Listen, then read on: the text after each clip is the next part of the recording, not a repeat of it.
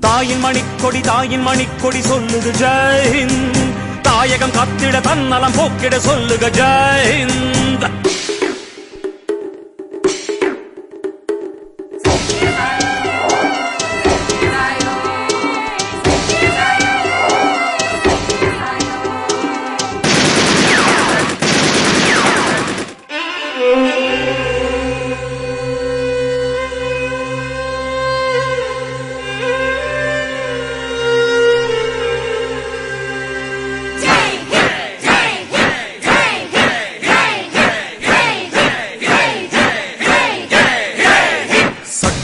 நம் சட்டம் புது வேகம் கொள்ளாதோ, வேகம் இருந்தால் தான் வெற்றிகள் உண்டாகும்.